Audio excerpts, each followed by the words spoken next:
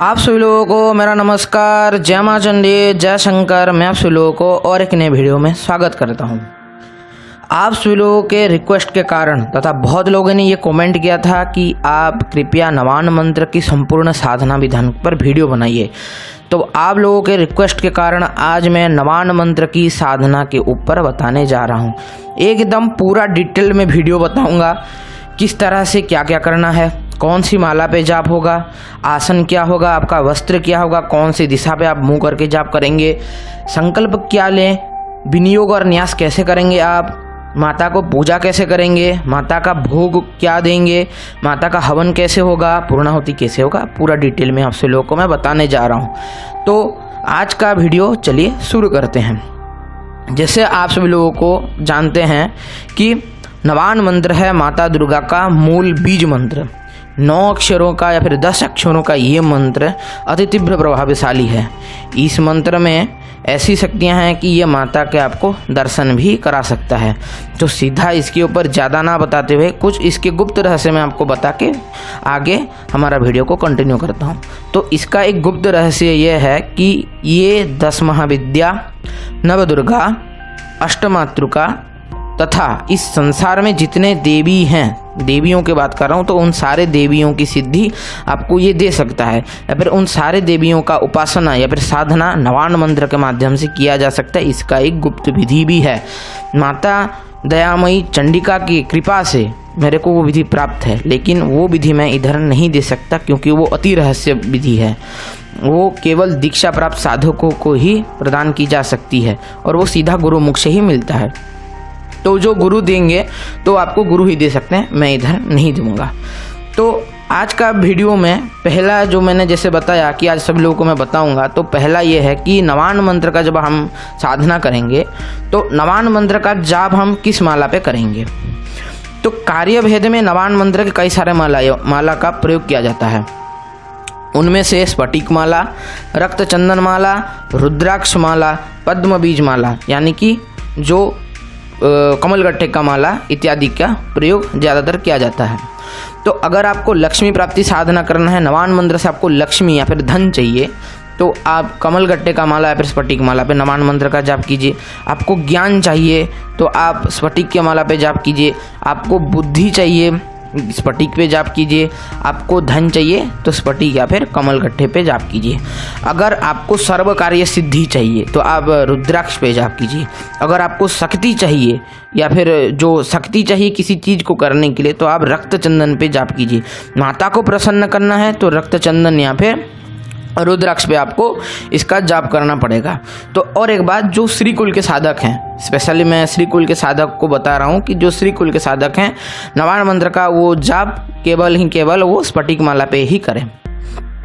इसके बाद आता है कि नवान मंत्र की साधना में हमको आसन और हमारा जो वस्त्र है वो कैसा होना चाहिए। तो नवान मंत्र साधना एक दिव्य और वैदिक तांत्रिक साधना यानी कि दक्षिणा मार्ग की साधना होने के कारण, ये वाम मार्ग भी होता है लेकिन दक्षिणा मार्ग की ये मूल साधना है होने के कारण इसमें आपको लाल रंग, पीला रंग या फिर सफ़ेद रंग, इन 3 रंगों के आसन और वस्त्र का आप यूज कर सकते हैं। ओके, ये सर्वमान्य है। अभी चिंता करने की बात यह है कि किस दिशा में हम साधना करें। तो अगर आप माता को प्रसन्न करना चाहते हैं तो उत्तर की ओर कीजिए। अगर आप कार्य सिद्धि चाहते हैं पूर्व की ओर कीजिए।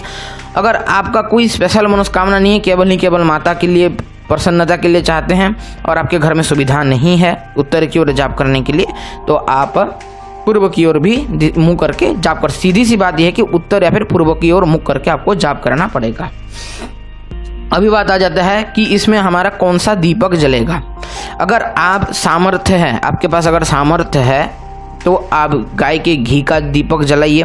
अगर आपके पास सामर्थ्य नहीं है यानी कि धन का अभाव है और फिर भी साधना करना चाहते हैं तो आप सरसों के तेल का दीपक या फिर तिल के तेल का दीपक प्रज्वलित कर सकते हैं। ये हो गया आपका दीपक। अभी हम जानते हैं संकल्प क्या लें। तो संकल्प का मैं आपको विधि छोटा सा बता देता हूँ। आप संकल्प ये लें कि मेरा नाम ये है, मेरे पिता का नाम ये है, मेरा गोत्र ये है। आज मैं नवान मंत्र का पहले ये ध्यान रख लीजिए कि कितना आपको जाप करना है, उस हिसाब से आप दिन और कितना जाप निर्धारित अपने हिसाब से कर लीजिएगा। नवान मंत्र का जो पुरस्करण होता है वो 9 लाख मंत्रों का होता है। तो 9 लाख अगर कोई जाप करता है तो वो बहुत फायदेमंद होता है। तो आप सभी लोग ट्राई कीजिए, 9 लाख मंत्रों का जाप कीजिए या फिर 1.25 लाख मंत्रों का भी जाप कर सकते हैं।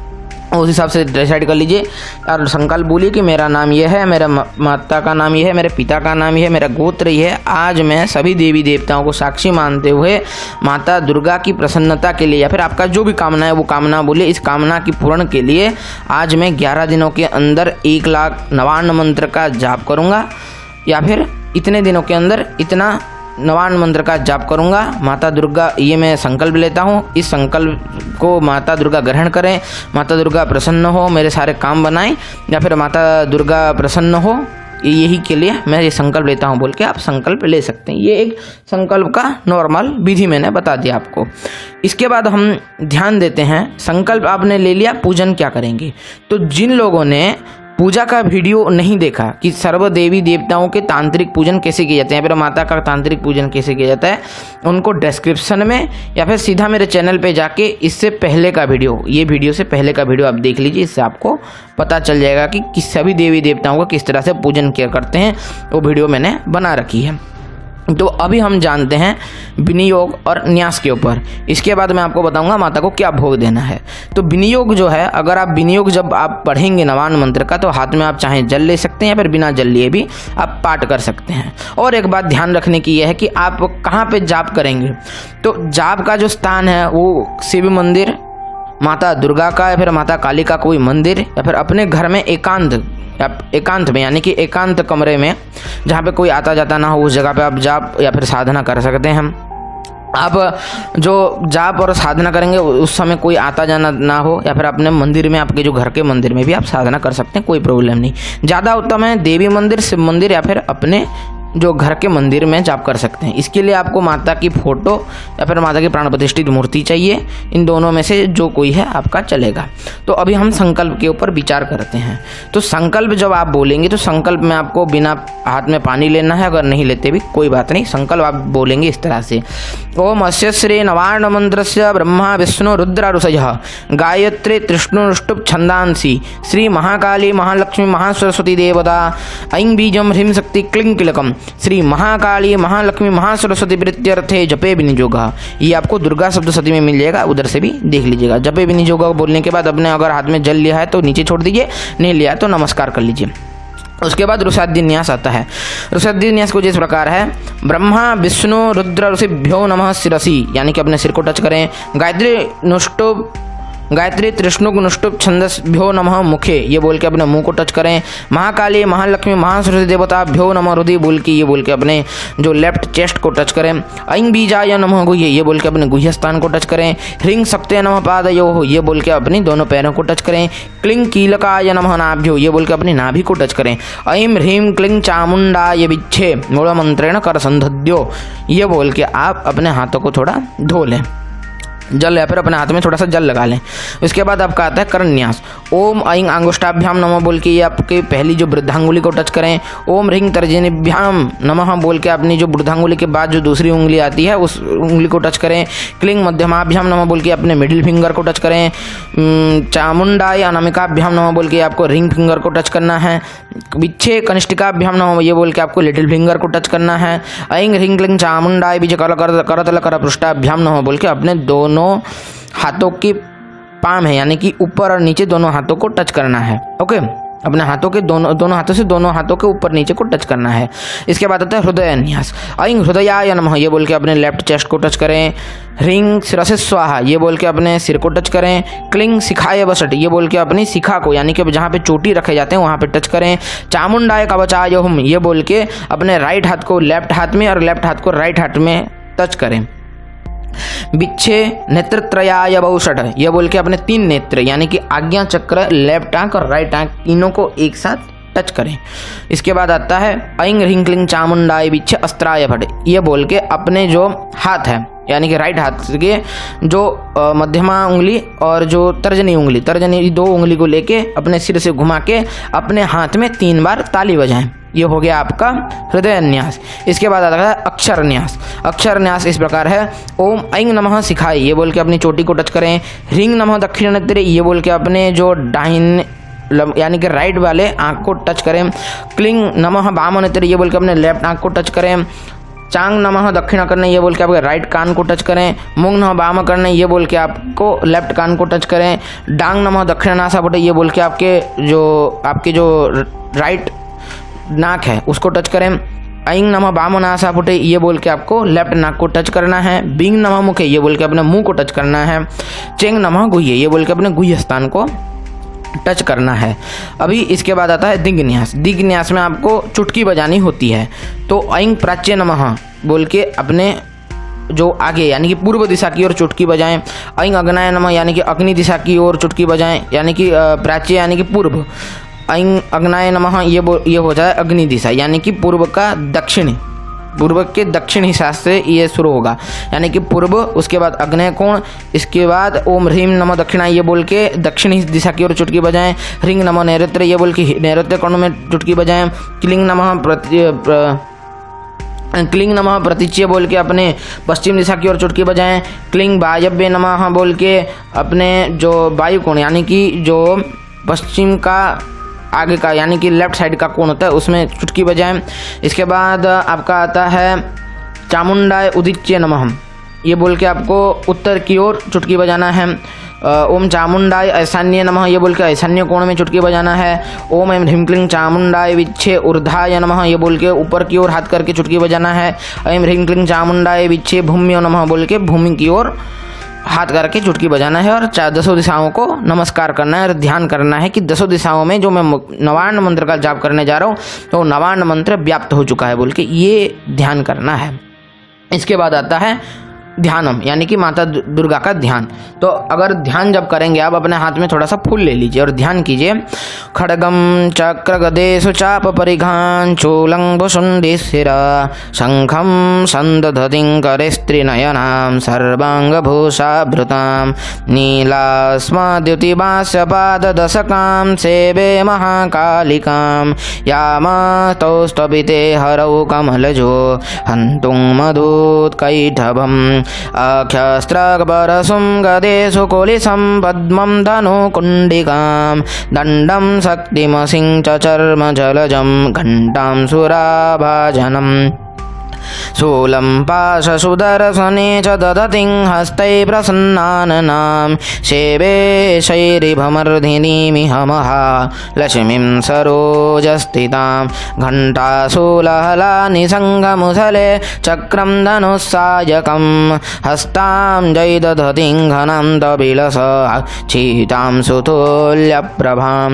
गौरी देहसमुद्भवां त्रिजगताम् आधारभूतां महा पूर्वामत्र सरस्वती मनुभजे शुंभादिदैत्यार्थिनी ये बोल के जो आपने अपने हाथ में फूल लिया है फिर से नवान्न मंत्र का जब उच्चारण करके माता के चरणों में वो अर्पित कर दीजिए। इससे आपका हो जाएगा ध्यान। ये आपका ध्यान हो गया।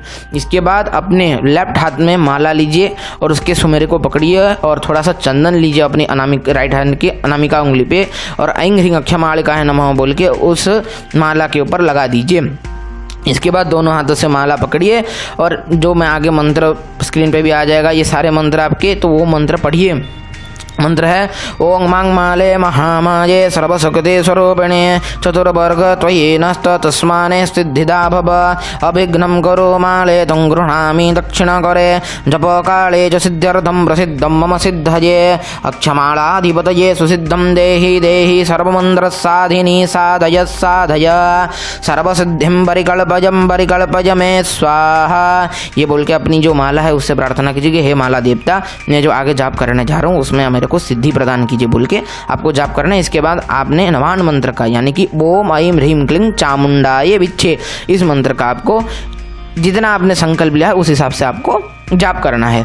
जाप खत्म करने के बाद माला माता के पास, माता के चरणों में या फिर माता के पास रख दीजिए। अपने हाथों में थोड़ा सा जल लीजिए और ये मंत्र पढ़िए गुह्याते गुह्य गोपित्रीं तं गृह्णास्म कृतं जपं सिद्धिं भवतु में देवी तत्प्रसादान् महेश्वरी ये बोल के अपने जो हाथ में जल लिया था वो माता के लेफ्ट हाथों में सोचते हुए कि माता के मैं लेफ्ट हाथों में जब समर्पण कर रहा हूँ बोल के माता के चरणों में वो जल डाल दीजिए। ये हो गया आपका नवार्ण मंत्र का विनियोग और न्यास इत्यादि। इसके बाद हम चिंता करेंगे जो माता के भोग के ऊपर। अगर आप पूजा तो आप पहले ही कर लेंगे जाप से पहले ही, तो उसमें आप भोग दे देंगे। बाद में जो माता के जाप के बाद एक भोग देंगे, उसमें आप माता को दूध की मिठाई, अनार का भोग, पेड़े का भोग या फिर किसी भी प्रकार की मिठाई का स्पेशली भोग दे दीजिएगा। या फिर अगर हो सके तो माता को ड्राई फ्रूट्स का भोग जरूर दीजिएगा, इससे माता प्रसन्न होती हैं। तो ये आप भोग में दे सकते हैं।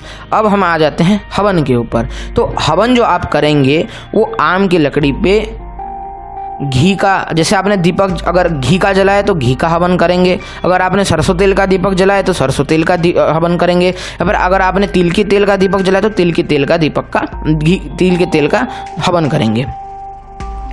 ये इस तरह से आप हवन करेंगे। हवन सामग्री में आप जो हवन सामग्री मार्केट से आती है वो लीजिए, उसमें थोड़ा सा चावल मिलाइए, चीनी मिलाइए, लौंग इलायची मिलाइए, पंचमेवा मिलाइए, इससे आपकी स्त्री तत्व का वृद्धि होगा। उसमें बेलपत्र का जो, अगर सुखा लीजिए बेलपत्र को, उसको चूर्ण करके यानी कि उसका चूरा बना के उसमें डाल दीजिए। आप नारियल का छोटा छोटा पीस कर लीजिए, नारियल के थोड़ा थोड़ा पीस डाल दीजिए। फिर उसके बाद अगर आपके पास ज़्यादा उपलब्धि है तो अनार लाइए, अनार के जो दाने होते हैं उन दानों को निकाल के हवन सामग्री में डालिए, इससे भी माता बहुत प्रसन्न होती हैं। उसके बाद उसमें और भी ऐसे चीज़ मिलाते हैं कामना सिद्धि के लिए। जैसे मैं आपको कुछ बता दूं, अगर आपको धन प्राप्ति करना है तो उसमें कमल गट्ठे डालिए, यानी कि कमल गट्ठों से हवन कीजिए नवान मंत्र से। अगर या फिर जो कमल के फूलों के पत्तों से भी आप हवन कर सकते हैं नवान मंत्र में धन प्राप्ति के लिए। अगर बुद्धि प्राप्ति करना है तो आपको सफ़ेद फूलों से नवान मंत्र का हवन करना है। धन प्राप्ति के लिए और एक भी प्रयोग है कि घी में आपका घी में सना हुआ बेलपत्र से भी आप नवान मंत्र से अगर हवन करते हैं तो उससे भी आपका धन का प्राप्ति होता है, ये भी बोला गया है। तो इस हिसाब से कार्य सिद्धियों के लिए बहुत सारे प्रयोग बताए जाते हैं, वो अगर बताऊंगा तो वीडियो बहुत लंबा हो जाएगा। तो इस प्रकार से आप नवान मंत्र का हवन कीजिए। अंत में आप सूखा नारियल लीजिए और माता को प्रणाम करते हुए बोलिए कि हे माता, मैं मेरी साधना की पूर्णता हेतु मैं ये नारियल अर्पित कर देता हूँ बोल के हवन में अर्पित कीजिए, आज आपका हो जाएगा पूर्णाहुति। तो या फिर आप मंत्रों के साथ भी डाल सकते हैं, कोई प्रॉब्लम नहीं है। जिनको जिस हिसाब से आता है उस हिसाब से आप डाल सकते हैं। तो ये हो गया आपका पूर्णाहुति। अभी चिंता करते हैं कि नवान मंत्र में आप हवन कितना देंगे। अगर आपने 1.25 लाख जाप किया है तो आपका विधिवत 10,000 हवन देना बनता है। अगर आप 10,000 हवन दे नहीं पाते तो 1,008 आहुति दे के भी आप काम चला सकते हैं, कोई प्रॉब्लम नहीं है। अगर आप 9 लाख जाप करते हैं तो मिनिमम मेरे हिसाब से अगर आप 9 लाख जाप करते हैं तो कम से कम आपको 10,000 मंत्रों का आहुति देना पड़ेगा। अगर आप दे नहीं पाते तो उस स्थिति में आपको कम से कम 1,000 मंत्रों का आहुति दीजिए और फिर आप पूर्णाहुति कर सकते हैं, इससे भी माता प्रसन्न होती हैं। आरती हमेशा अगर आप हर रोज़ हवन करके अगर 10,000 मंत्रों हवन देना चाहें, अगर 1.25 लाख जैसे अगर जाप कर रहे हैं समझ लीजिए, तो अगर आपको 10,000 ही हवन देना है तो एक दिन में 10,000 हवन देना संभव नहीं हो जाता है। तो हर रोज़ जैसे जाप कीजिएगा, जाप का 10 हवन दे दीजिएगा, इससे आपको फायदा होगा। और अंतिम दिन जब आप जाप खत्म करेंगे या हवन देंगे और उस हवन में ही आपको पूर्णाहुति डाल देना है। लेकिन ध्यान रखिए कि जो पहले के हर रोज़ हवन करेंगे साधना शुरू होने से बाद के दिनों का हवन, उस दिन आपको पूर्णाहुति नहीं डालना है। केवल हवन के अंतिम दिन ही, जहाँ जिस दिन साधना आपका पूर्ण हो रहा है उस दिन ही आपको हवन डालना है, यानी हवन में पूर्णाहुति डालना है। तो यही होता है नवान मंत्र का हवन। अगर इसमें अगर आपको और भी कुछ डाउट है तो आप सभी लोग मेरे को कमेंट बॉक्स में जाके क्वेश्चन पूछिए। ज़्यादातर मैंने आपके सारे सवालों का जवाब दे दिया है। अगर आप सभी लोगों को वीडियो अच्छा लगता है तो लाइक कर दें, शेयर कर दें, सब्सक्राइब कर दें। वीडियो बहुत बड़ा हो चुका है इसीलिए मेरे को क्षमा कीजिएगा। तो अगला जो वीडियो आएगा वो होगा आइदर रुद्रचंडी के ऊपर या फिर किसी और टॉपिक के ऊपर। अगर आप सभी लोगों को रुद्रचंडी पाठ के ऊपर भी जानना है तो वो भी कमेंट बॉक्स में जाके आप कमेंट कीजिएगा, मैं ज़रूर उसके ऊपर वीडियो बनाऊंगा। तो आज के लिए वीडियो इतना ही था। सभी को मेरा नमस्कार, जय मां चंडी, जय शंकर। मिलता हूँ आप सभी लोगों को और किसी नए वीडियो में।